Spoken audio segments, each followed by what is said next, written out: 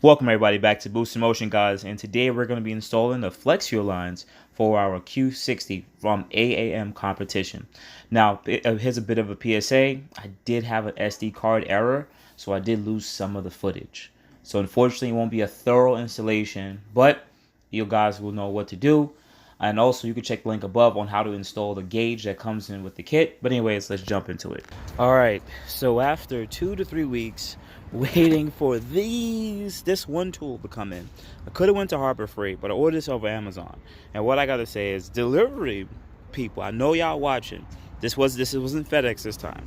This was laser ship that Amazon uses, or whatever Amazon uses. Anyways, long story short, it took 2 or 3 weeks. Second attempt, even had to get a refund. Yep. Anyways, we're gonna use this pliers to get down in there, so let's quickly knock this out the way.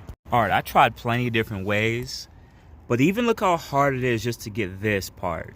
This metal bracket that's around, if you see a metal shielding that's around, is so annoying. I even bent it up a little bit just to get better access, and it's just, man, this is hard. I'm not gonna lie, this is probably the hardest part of the install. I'm gonna see how far I can get from here, but it took me about 20 minutes just to get here. Ridiculous. And success, we got it out. And I didn't use the needle nose. I don't want you guys to do what I did. Let me back the camera out a little bit. I don't want you guys to do what I did. Pretty much, don't do what I do. Don't do it. But I had to bend. You put your hand physically on the gas line itself, not the rubber, the hard line, and you push it back and you bend it backwards. That allowed my hand to have more free room for my hands. I guess my hands are a lot bigger than I thought. And then I unclipped it, and then boom, we're out. Thank God. Took me 2 weeks to do this, and 2 or 3 components, lost 10 millimeters, and I still did it by hand. Anyways, let's continue with this. You gotta remove this little blue clip, which shouldn't be too hard. I'm just gonna go and take it off by hand, and then we're gonna start installing the fuel line. Yeah, we're gonna start removing all of these parts. Let's continue. All right, so this is how it should be set up. This part connects to the hard line there. Then it goes into, the way I have it set up, it goes into the sensor itself. Make sure that the harness is facing the firewall, like so. Okay, just have it nicely set up like this, right? And then this fuel line will connect to this end, and then it will go and connect into the high pressure fuel pump over here. It will connect over there, that part right here. So not too much left, but I'm gonna just do it step by step. Let's start knocking this out, guys. Okay, so I got it clipped in, got the sensor in, made sure that they're nice and tight, and I got the fuel filter. Now I'm gonna be honest, the holes look a little bit long, but I have to find a way to route it properly. Either I might route it behind this bracket, which I could just move this bracket forward so it doesn't connect, or I can move the fuel hose down here and run along here, which is another way of doing it, but then it brings the fuel filter out even out here. Even with this 90-degree, still comes out pretty far, but I'll figure it out. What I'm gonna do next is I'm gonna start by now removing the fuel damperer and the clip to this fuel hose, or to high pressure fuel pump right here. So let's go, let's knock this out. All right, so back out these 12mm bolts here, but you don't have to take them all the way out if you don't want to, but you just want to allow you, this is going to allow you to get to these 10mm bolts right here. This one right here and this one right here. Do not touch that one. This is going to allow us to remove the damperer bracket itself, and then there's going to be miscellaneous clips. Unclip right here, and as you continue, unclip right here too, and then as you go here, unclip right here. I don't see any more bolts. All right, so it should only be those 2 bolts. Anyways, let's continue. Also, let me add in this video too, same thing here. You're going to want to remove this bracket bolt here, 1 bolt here, and I see another bolt right here. Remove these 2 or loosen them so that this will allow you to get more. Probably just remove it completely, because once you move it completely, then you can get to the fuel line clip right there a lot easier. Okay, so we're this far. Those bolts are off. I did end up taking off the bracket because it's just so much more easier just to get to those bolts with the bracket out the way. Don't lose the bolts. This one, once again, you can unclip the harness right here. That allows you to get to that 12mm bolt. Now this one is a little annoying. I didn't know how to get this harness off. So shout out to Qzilla Boots. He said pull up this orange tab up, and then you put your flathead here. Put it in there and pull it out, and now come out. This little blue tab is supposed to also push out. I don't really think I need to take that tab out. I think I only need to take out this one. Let me just quickly do this. See, so you stick the little flathead in there and you pop it out. Check out Qzilla Boost. But he pretty much, what he did was you push the orange tab up, and then you take the flathead and you stick it. I want to show you guys. I don't have my tripod with me. Then you put the flathead right here, pull that up, and then pull up the harness, and it'll come right out. So the next thing I'm gonna do is take off this 12 here, remove this full bracket because I don't want it on. I don't think there's anything else in the way, so I can get to that line to the high pressure fuel pump, and then we're gonna start snaking this out. All right, we got that out the way. This one should be, once again, just like the one over here. You pretty much pull back on the red tab. And once you get the red tab out, then the fuel lines will come out. Put some tissue or paper under here because it will spill. And that's it. So let me just fast forward until the part of this whole line is out. Just pull this way. Once you get it out, just start pulling the hole this way and try not to kink it anything. But it should be self-explanatory.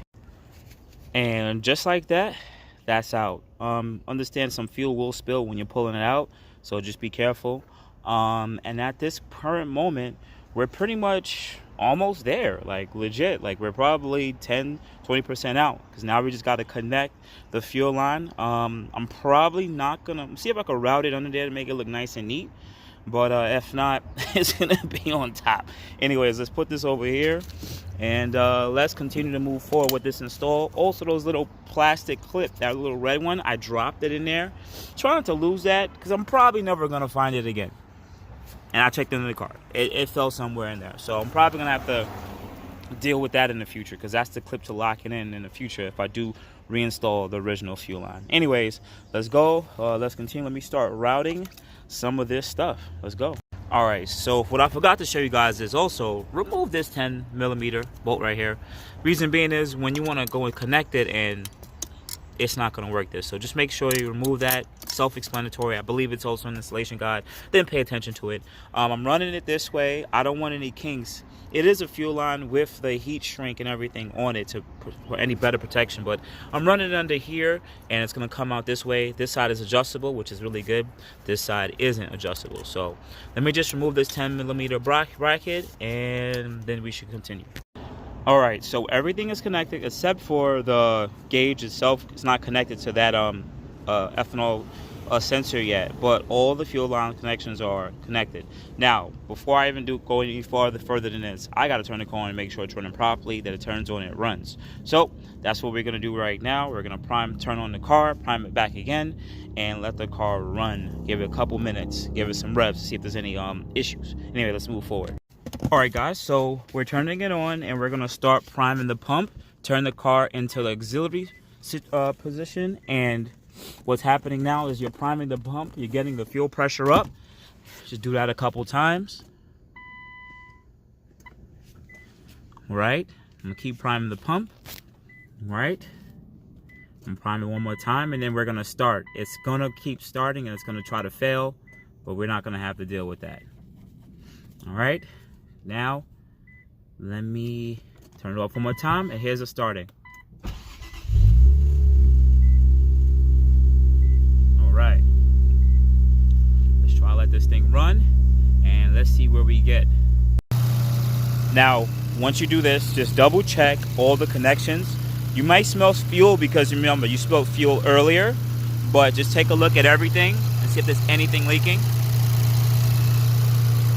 All your connections.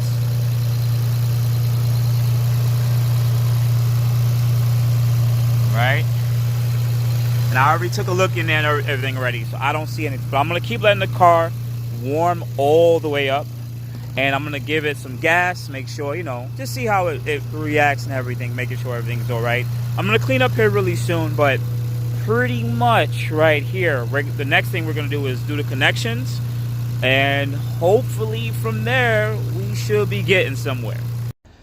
Now, the last part that we got to do is we got to connect the gauge. Now, I put all the harness stuff all in here. See if I can start pulling some of it out. All right, so this should be the final step. The harness that's included, you unravel it, you connect it to the sensor, you route the lines to connect to this, should be female or male end, and then we'll take a look at that. It's very simple. A lot of wires though. I mean, everything's right here, so I'm gonna have to just throw this over here in the corner somewhere. But anyways, let's knock it out. Right, car is started up. All right, let's go take a look at the gauge, see where it's reading. It's reading about 10.5. All right, reading about 10.5. That is percentage of ethanol to my gasoline tank. You see that's fluctuating, so that means it's reading properly. So we're gonna go to get an E85, and I have about 3/4 of a tank. I'm really close to a full, but we're not really trying to get to that E30 mix, but we just want to make sure that it's actually reading and the ethanol content is going up. So anyways, let's go. Let's get on the road. Now, I'm going to start filling up. It all depends on how good the E85 is, the content. I don't have a tester to actually know, so I'm just going off whatever I can get in the tank for now and seeing if my E85 thing picks it up. So, but I'm not gonna go over 4. If I can get 4 in here, that'll be fine. I got 3 gallons. So 3 gallons to about 18. I should be around E20, E30. See if I can squeeze a little bit more in there. Just a little bit more, trickle it. Yeah, that's how them girls like it. We making some kids, guys. We making some children right now. All right. See if we can squeeze 4 in there. All right, we might actually get 4 in here. Okay, yes. Oh, okay, she's coming up to the top. She's coming up to the top. All right, let's squeeze a little bit more in it. That's how she likes it. So it's gonna take a little while to make a change because it was just added to the tank. So we're gonna go drive the car, and when I get home, it should be something a little bit different. All right, everybody, so I drove the car. I gave it some time to let the E85 mix around. So I got about 3.7 gallons, and I was at about 7/8 of a tank. So I'm about 16. So I'm not even on E30. I'm about 16%. So about 6% higher on E85. All right, guys. So let's close this video out. First thing I want to say is shout out to AAM Competition for always working with the Boost in Motion family. Much love, Mike. Now, I'm going to tell you guys my honest opinion because I like to keep things honest with you. If this was, let's say, 1 out of 10 to be easy to install or harder to install, what I would honestly sit there and say is this. I would recommend leaving some of this stuff up to the professionals because they'll have the specific tools and experience on knowing how to take out certain fuel lines. Plus, I don't want you guys to route any of the electrical parts wrong or mess anything up because it's very important because you actually tap into the ECU harness. So I want you guys to be very careful with that. So I'd rather you guys leave this up to a shop to do it. I'm going to keep it 100 with you. I just think it's very important for you guys to do that. Then we can hit up Hussein at Racebox and ask for an E30 map. And then we can start dialing this car in. Remember, guys, the goal is see if we can hit 500 wheel horsepower on E30. Maybe a little bit of E100 octane or boosting octane.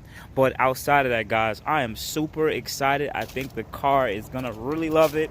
The car is pretty healthy. Has pretty good components on it, from full catted downpipes, 3-inch, a 3-inch true dual exhaust, AAM Competition's intake system, and listen, now their flex fuel kit. And I'm also tuned by Racebox, one of the best tuners for the VR30 platform. So this is going to be super dope. I'm super excited. Whew. Ooh, guys, listen, man. Welcome to fall. It's going to be a cold winter. Outside that, guys, you have a good morning, good afternoon, good night. Thank you guys so much. I appreciate you guys so much for supporting your boy Boost. Always hit the like button, subscribe button with the bell notification. Contact me at boostinmotion IG, Facebook, and boostinmotion@gmail.com. Otherwise than that, guys, you have a good day. Appreciate it. Thank you everybody for watching. Do appreciate you guys. Love you guys very much. You can also check out the 2 links I posted for some of my other videos. Also on top of that, if you want to purchase some Boost in Motion merch, definitely check the link that I posted also. And finally, if you've been watching all my videos and you enjoy them, please hit the link to subscribe to my YouTube channel. Thank you.